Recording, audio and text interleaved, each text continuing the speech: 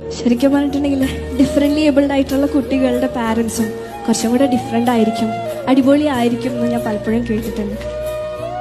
നേരത്തെ വീഡിയോയിൽ പറഞ്ഞ പോലെ ജെൻസിന് ശേഷം കുട്ടീനെ കാണണോ എന്നുള്ള ചോദ്യത്തിന് മുമ്പിൽ എൻ്റെ ഉപ്പ പറഞ്ഞിരുന്നു, എൻ്റെ മോളല്ലേ എനിക്ക് കാണണ്ടേന്ന് ചോദിച്ചു.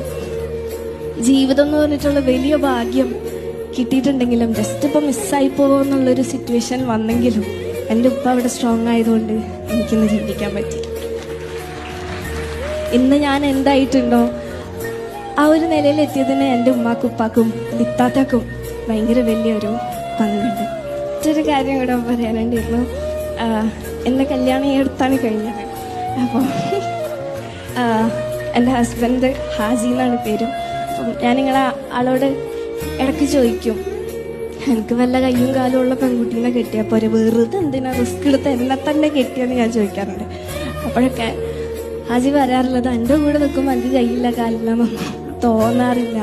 അങ്ങനെ മനസ്സിലാക്കുന്ന ഒരാൾ കിട്ടിയത് വളരെ വലിയൊരു ഭാഗ്യമാണ്, സന്തോഷമാണ്. എൻ്റെ ജീവിതത്തിൽ ഞാൻ ഫേസ് ചെയ്ത എല്ലാ പ്രയാസങ്ങളോടും ഒഴിവാക്കിയ ആളുകളോടും നോവിച്ച മനുഷ്യന്മാരോടും എല്ലാവരോടും സ്നേഹം. കാരണം നിങ്ങളൊക്കെയാണ് എൻ്റെ ഉള്ളിൽ ആ തീര് കത്തിച്ചത്. നൂർജലീലെ കണ്ടപ്പോൾ വളരെ സന്തോഷം തോന്നിയത് അവർക്ക് ഒരു പുതിയാപ്പിളയുണ്ട് ജീവിതത്തിൽ.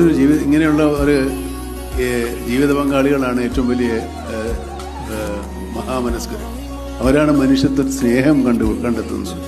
ഇത് പക്ഷേ നമ്മൾ പെണ്ണ് കാണാൻ പോയിട്ട് കണ്ണങ്ങോട്ടിരിക്കുന്നോ മുകളിങ്ങോട്ടിരിക്കുന്നോ നടക്കുന്നോ എന്നൊക്കെ എന്തെല്ലാം കാര്യങ്ങൾ നോക്കുന്ന പുരുഷന്മാരായി നാട്ടിലുള്ളത്. അത് നിറം പോരാ, വണ്ണമില്ല, കണ്ണില്ല, മൂക്കില്ല, എന്തെല്ലാം പ്രശ്നങ്ങൾ. ഇവരിതൊന്നും പ്രശ്നമായിരുന്നില്ല. അവളുടെ മനസ്സാണ് കാണിക്കുന്നത്.